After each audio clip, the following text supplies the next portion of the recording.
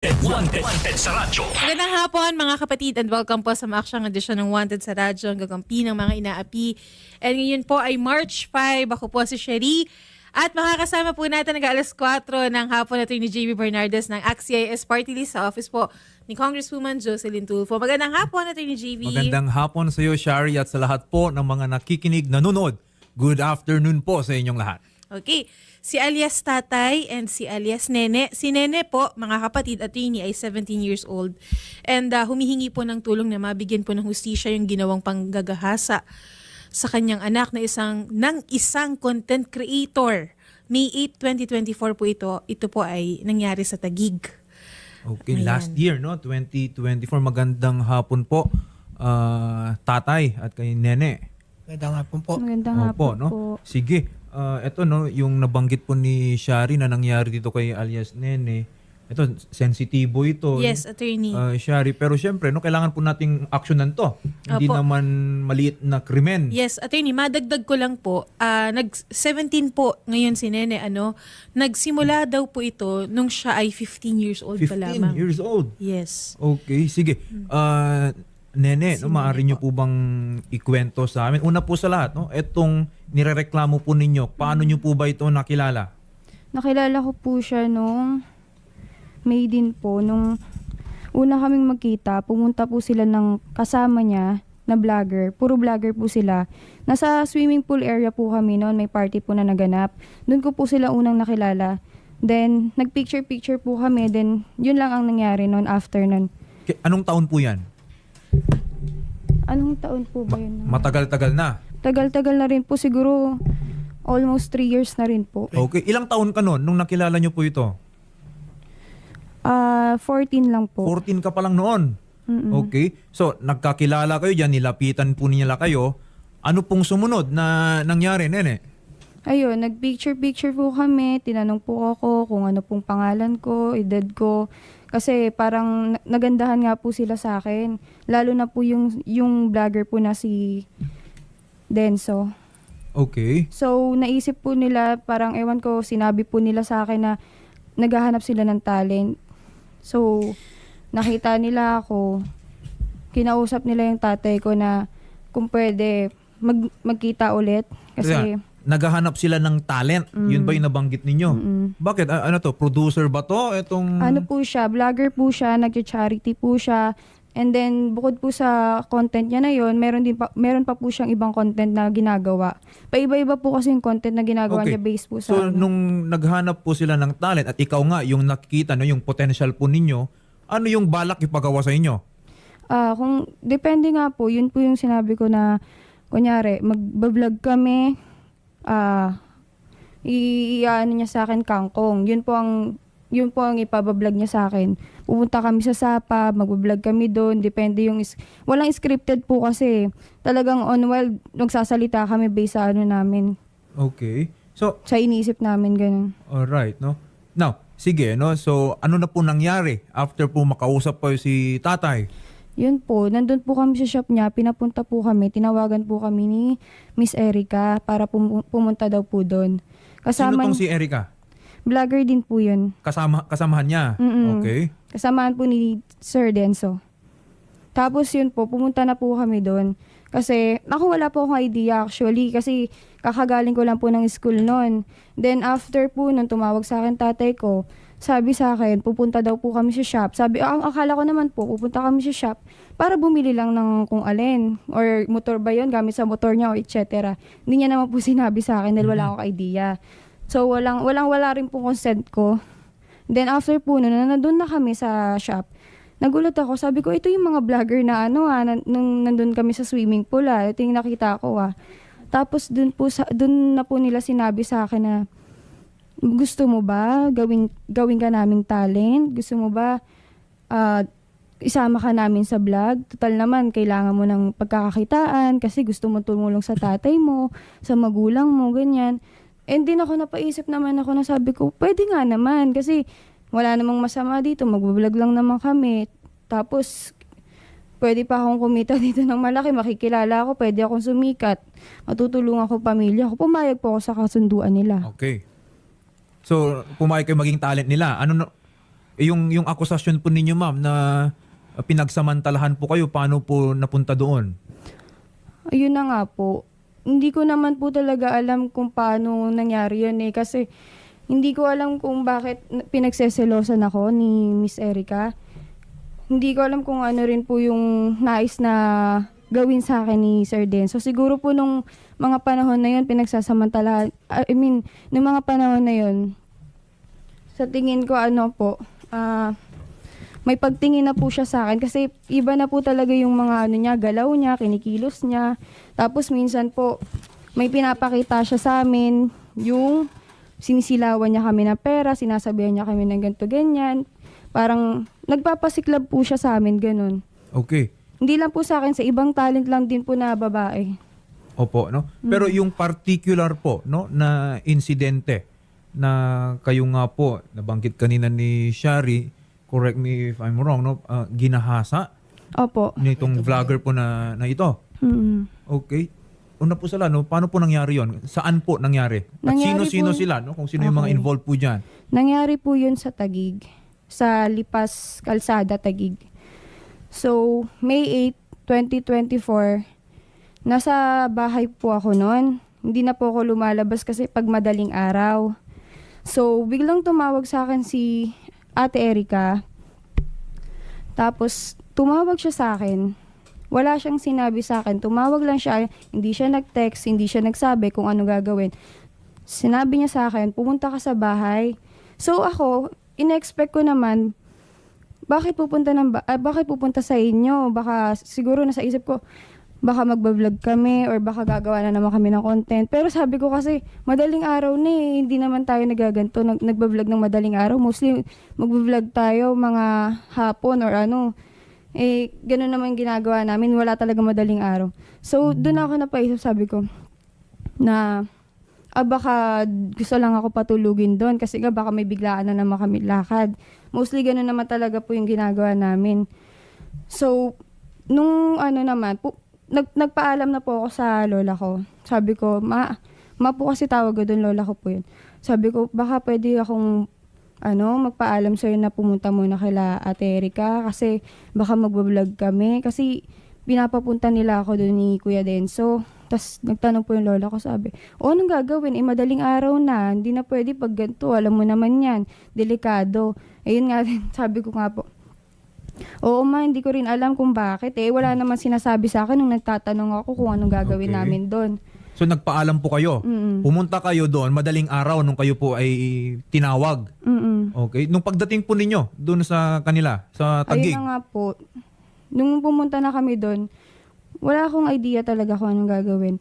Ang iniisip ko lang, magbablog kami, gagawa kami ng content. Ngayon nung nandun na kami, pagpasok ko sa room, nakita ko si Sir Denso, nakaupo siya, nagiinom ng alak. Sabi ko, bakit may alak? Yun yung sa isip ko. Sino pong mga kasama? That night, wala po. Mag-isa lang po siya. Tatlo lang po talaga kami. Wala po kaming kasama. Sa labas, wala rin pong mga tao. Tatlo lang po talaga kaming. Ikaw, yung Denso at yung Erica. Apo. Okay. So sige po, no, nadatnan nyo siya na umiinom na. Ano na po nangyari nun? Yun na, hanggang sa umiinom na po kami nun. Then, nag-start na. Pero sabi ko, Ate Erica, hindi ako pwede mag-inom kasi baka pagalitan ako. Kasi alam mo naman, minor de edad pa ako. Hindi ko rin naman alam na magiinom tayo ng ganito kasi wala kang sinabi sa akin di ba? Nagsabi pa po ako ng gano'n sa kanila. And then, hanggang sinabi ni Ate Erica na, okay lang yan, wala namang masama doon. Nagpaalam ka naman sa magulang mo, pinayagan ka naman, di ba? So, okay lang yan, sama mo na lang kami. So, ako sa isip ko, bilang bata, wala parang, nakisama na lang ako kasi ayoko maging KG sa kanila kasi pinakikisamahan ko sila So, yun, hanggang sa napainom ako, hindi ko naman kaya po yung tolerance ng alak. Hanggang sa napainom na po ako, nangyari na po yun, nagwakentuhan na kami, ang saya-saya na po, ganun. Hanggang sa mga kalagitnaan na po, napapansin ko na po si Sir Denso na parang may something na po sa galaw niya, na nag-iba na po yung tingin niya sa akin. Na nakikita ko na po yung galaw niya, sa gilid po siya nakaupo Kami magkatabi ni Ate Erica. Nakita ko po na parang yung tingin niya po sa akin mula ulo hanggang paa po. Na parang Yung sa inaano niya, yung parang tingin niya na may something na talagang ganun. Yun na po yung nafe-feel ko sa kanya. Okay. Ang naramdaman mo, may mali siya na yung tingin. May mali, ayun po, may mali Ano siya. pong ginawa ninyo nung napansin nyo na Hindi ko gano'n po na nga? pinapansin.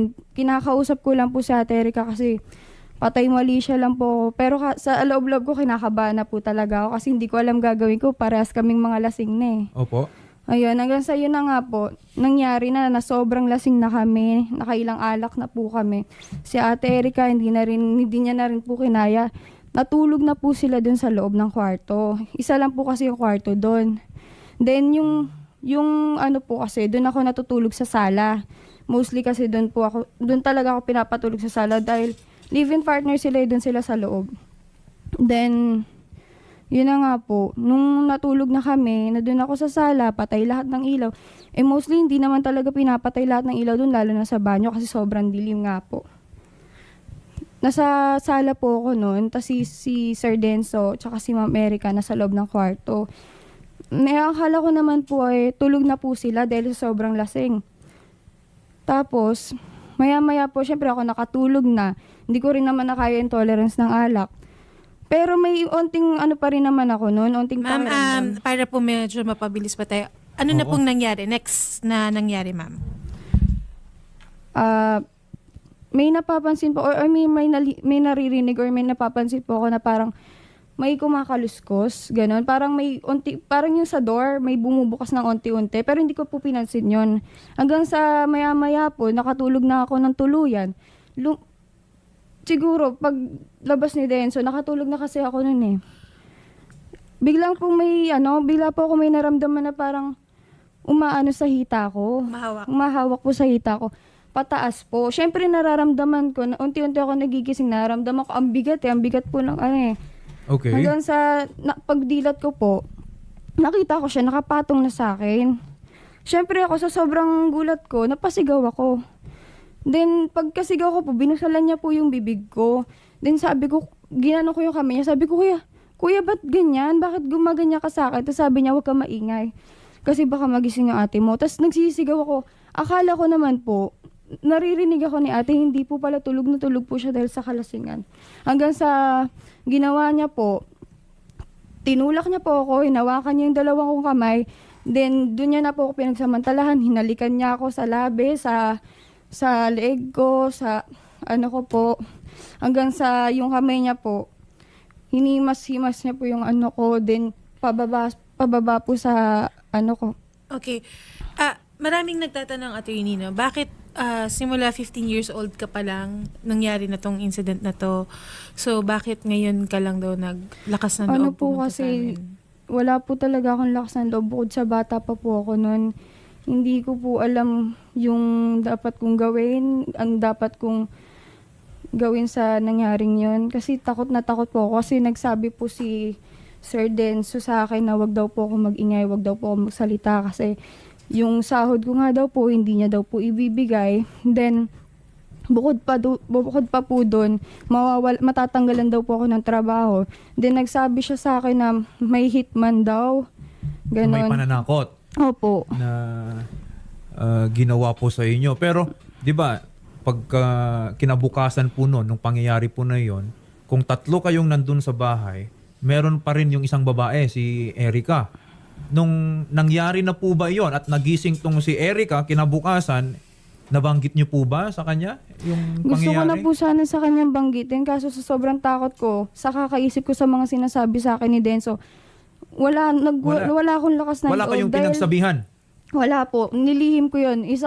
Ilang buwan po akong hindi nakapasok sa school dahil nag-stay lang ako sa bahay. Ma'am, Dahil, ganito po ha. So, we understand, no? Siyempre, malala po yung naging karanasan po ninyo at hindi po biro yan. Hindi rin naman unusual, Shari, especially for yung mga victims ng mga ganitong klaseng krimen, lalo na yung mga bata, na talagang itago na lang muna nila, no? Dahil may hiya, may takot, those things, no? Pero ma'am, ang tanong ko ngayon is, kailan po kayo naglakas loob? Kailan nyo nakuha yung lakas ng loob na finally kailangan na nilang panagutan itong ginawa sa akin? hindi ko muna po sinabi sa tatay ko. Naglakas loob po ako magsabi dun sa handler ko na live-in partner po ni Denso. Doon ko po sinabi lahat sa kanya. Siya lang po ang nakakaalam. Yun ba si ng Erica? lahat. Si Erica po. Okay. Ano naman ang naging... Kailan po yan, ma'am?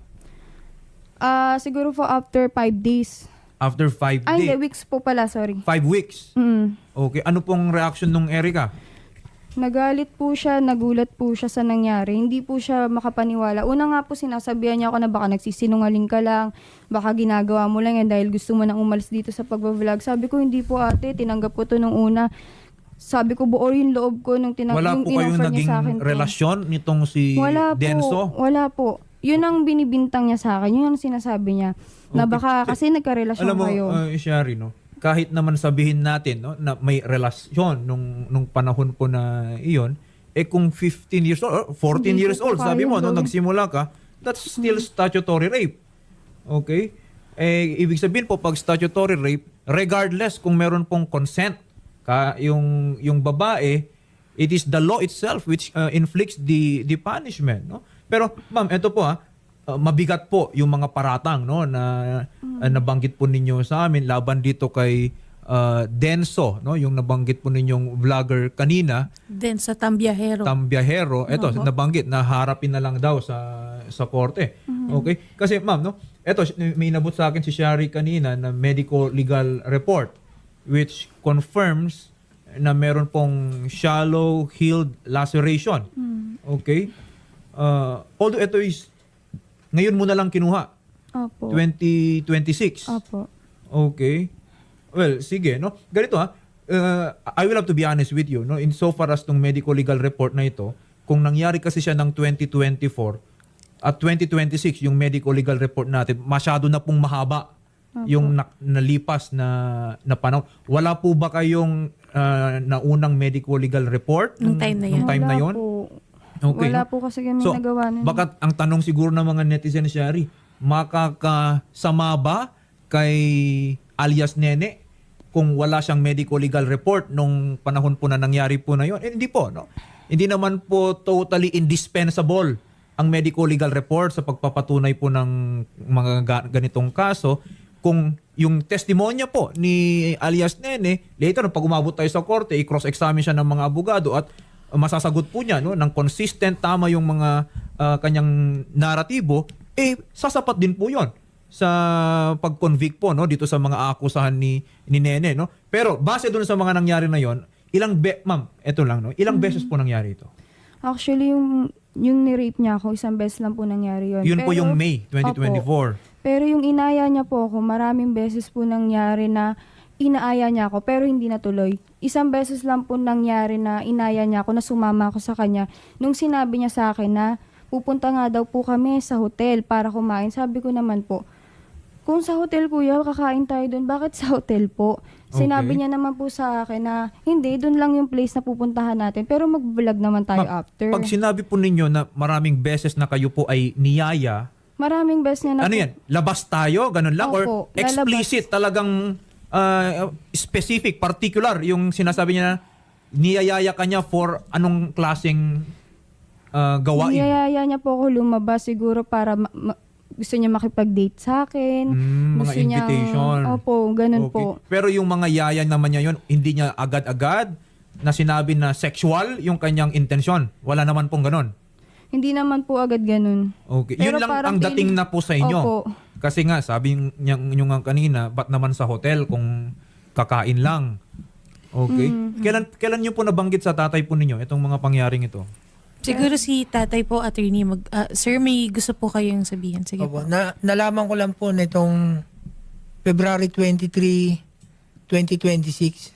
Sinabi lang po sa akin ni Erica. Ang pagkasabi niya po sa akin, nag-chat siya na, alam niyo na po ba yung nangyari kay Pane? Sabi ko, anong nangyari? Sabi ko, hindi ko alam. Sabi niya, yung ginawa ni Denso kay Pane sa anak mo. Yun po. Okay lang. Ang nagsabi sa inyo is yung si Erica. Opo. Yung babae na kasama po ninyo nung araw po na yon, nung Opo. nung madaling araw po na yon. Opo. Yung kalibin po ni Denso. Okay. So in short, eto pong si Erica na nabanggit po kanina, siya rin po mismo ay gustong mag-initiate nitong para panagutin po yung kanyang live-in partner. Opo, siya rin po nagsabi. Sabi niya gusto niya rin daw po maging testigo. Okay. Well, ganito po ha. In so far as yung mga nabanggit po ninyo kanina, well, material din po yung magiging testimonya or statements po ni Ma'am Erica given na nandun po siya dun sa scene of the crime. Although, hindi malinaw kanina kung nakita ba niya or hindi. Pero at least, we get her commitment na handa po siya na magtestigo. Dating kinakasama. Dati, ex-live-in Opo, na. Yes. ex-live-in na Dati. po. Okay. Ganito po ang gagawin natin dito. Ma'am Nene, una po sa lahat, no? Para magsampa po tayo ng kaso, mahalaga na meron po kayong sinumpuang salaysay. Especially na mabigat po itong kaso na ibinibintang po natin. At kung umabot yan ng korte, Shari, ano yan? Non-bailable yan. Opo. Okay? So, tatawagan po natin ang Chief. Sino yung nasa linya natin? Captain Melvin Garcia, attorney, yung Chief Investigation and Detective Management Section po ng Taguig PNP. Nasa linya po natin. Captain Garcia, magandang hapon po and live po tayo muli sa programa ni Idol Raffy Tulfo, Cap. Hello, good afternoon po. Police Captain Ibro Lengento, Chief ng Women's Desk. Sa Women's sa Desk po. I'm so sorry po. Okay. Magandang hapon po sa inyo, Captain. Good afternoon po. Opo, si Attorney JV po ito at live tayo ngayon sa Wanted sa radyo. Maaari po ba, Captain, no? Kasi may lumapit ngayon dito kay Senator Raffy, may allegation po na siya po ay ginahasa noong taong 2024. Sa ngayon po, ang nakikita ko dito, based lang dun sa testimonya niya, may mga prinesenta pa dito na mga parang conversation, may medical legal report. Pero pwede po ba namin i-refer sa inyo, isampa po natin yung nararapat po na kaso? Kung total, kakausapin nyo, i-interview nyo rin naman si alias Nene at itong medical legal report, galing na rin naman sa tanggapan po ng PNP. Okay po ba yun, Captain? Yes po. Anytime po. Basta pumunta lang po sa aming dito sa WCPD Taguig po at kami na pong bahala mag-imbestiga. At ina-assure po namin na maisasampo po ang kaso at mabigyan ng hustisya yung nangyari kay Nene. Yes po, no? Captain, no, kanina ko pa po nakakausap si alias Nene. Mabigat po yung mga naging karanasan po niya dito. I understand, ha? Pag mga interview po natin, investigation natin sa mga ganitong mga kaso, mahalaga po yung kanyang statements. At actually, Captain, nabanggit niya kanina, meron pa pong mga iba na handang magtestigo. So, palawakin na po natin yung investigasyon para in the event na iakyat po natin to sa piskalya, malakas din po yung kaso natin. Yes po, no problem po. Opo. Sorry po, Captain, naipasa po yata ni Captain Garcia yung telepono po sa inyo. Pasensya na po. Kayo po si Captain. Hello po. Naipasa yung phone. Hello po. Chief, I think Chief ng WCPD ng Taguig. Oo, ng Women's Desk. Opo. Oo. Pero habang inaayos po natin yung linya po ni Chief, no? Tama po ba si Erica po ang nagsabi kila tatay?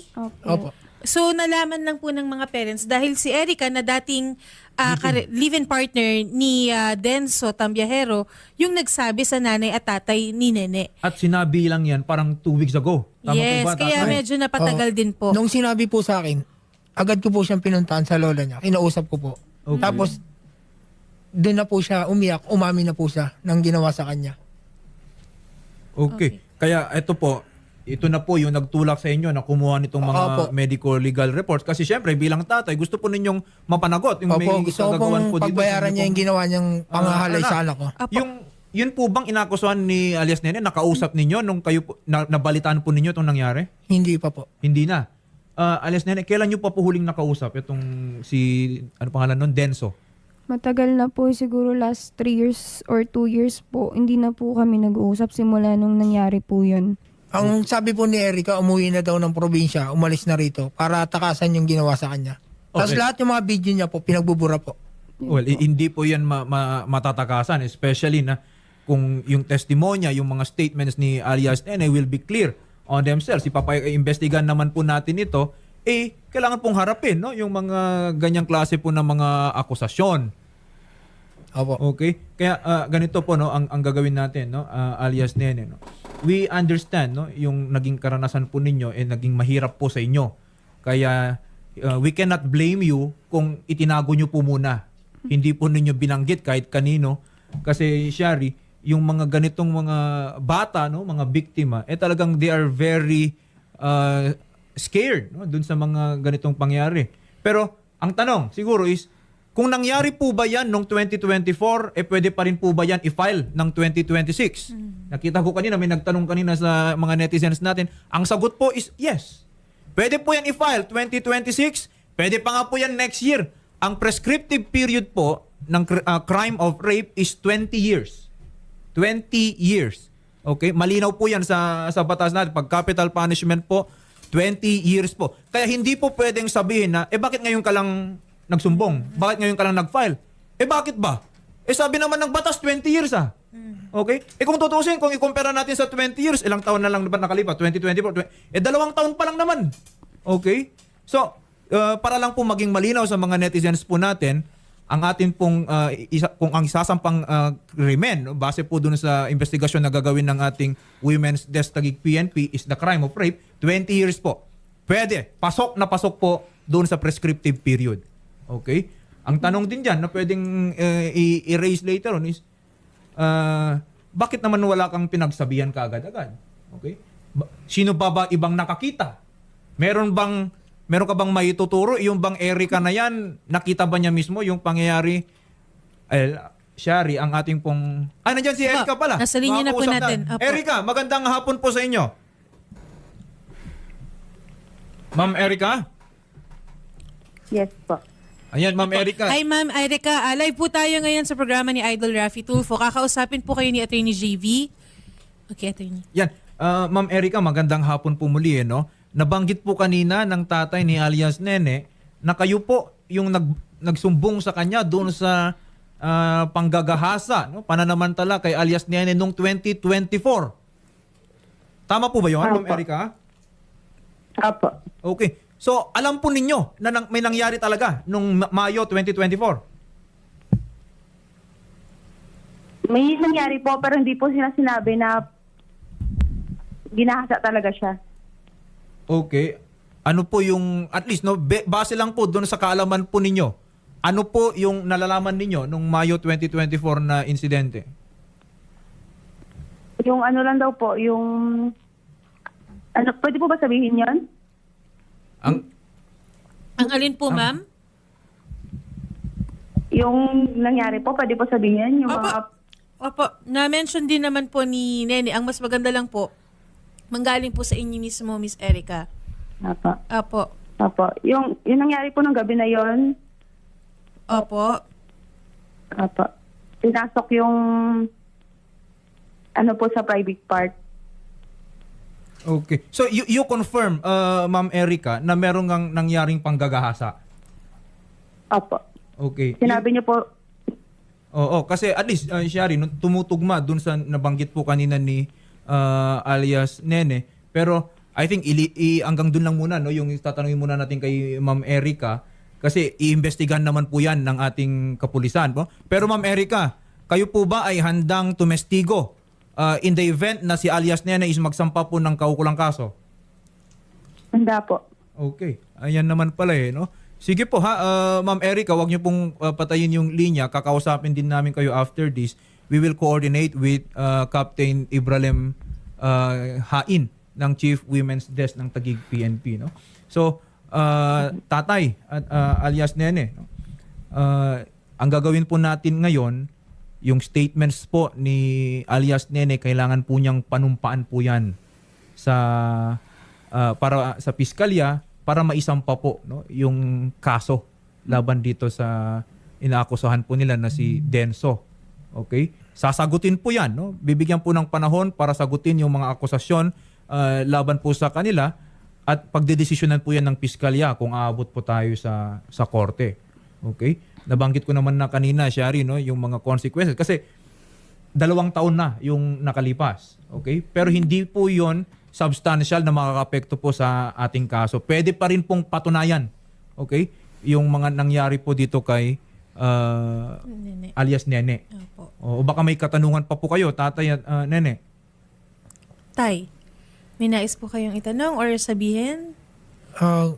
Kaya po kami pumunta rito, gusto ko lang po sana humingi ng tulong. Gusto ko lang po mapakulong po siya. Mabigyan ng hustisya yung ginawa niyang panre-rape sa anak ko. Yun Yes lang po, no? Opo, no? At ang pamamaraan po para tayo mapanagot po natin is syempre, isampa na po natin yung kaukulang kaso after po ng investigasyon ng ating kapulisan. Baka itong si alias Nene, may mensahe ka ba doon kay Denso? Baka nakikinig po siya ngayon. Kung nanonood ka man, Kuya Denso, baka pwedeng makipag-ugnayan ka at huwag ka magtago. Kasi ang sinabi sa akin ni Ate Erika, nagtatago ka daw. Sabihin mo na lang kung ano yung totoo. Kapag nagkaharap-harap tayo at huwag mo na kaming pahirapan, panindigan mo yung ginawa mo. Consequences yan, Kuya Denso. Alam mo yun sa sarili mo. May edad ka na, minor de edad ako. Ginawa mo yan, pinili mo yung ganyan landas. Hindi ka man lang naawa sa akin nung panahong yun. Sana mabigyan ng hustisya yung ginawa mo sa akin kasi sobrang laking trauma yung Ayop ka, Denso. Pinagkatiwalaan kita. ang laki ng tiwala na Pinagkatiwala ko sa binigay inyo, sa'yo anak ko, ng tapos ganyan yung ginawa mo. pamilya ko. Walang yakan tao ka. Nahinto ako sa pag-aaral dahil sa ginawa niyo. Yun lang po. Okay, no? So, sige po, no, Sharin, i-coordinate natin with Yes, Taguig Attorney. PNP para sa statement ni Nene. Then we will file the charges po sa piskalya, no? Kung sa Taguig nangyari yan, Shari, sa Taguig din po yan isasampa. Okay? Yes. Okay. Sige po, Tay and Nene, schedule po natin yung pag-file po natin ng kaso, no? And nag-message naman po si Sir Denso at nagsabi nga po siya sa aming staff na natawagan nga po si Denso kanina pero sabi niya magkaso na lang daw po. And alam daw niya kung sino ang nasa likod ng reklamo na ito. May tao daw po na galit sa kanya and hindi naman daw po pinangalanan. So sa korte na lang daw po. Okay? Salamat po and At least magandang hapon po. haharapin niya Yes, yung at mga paratang po dito kay Sir Denso. Sige po, no? Apo. Maraming salamat. Salamat po, magandang hapon po. Salamat po. Apo.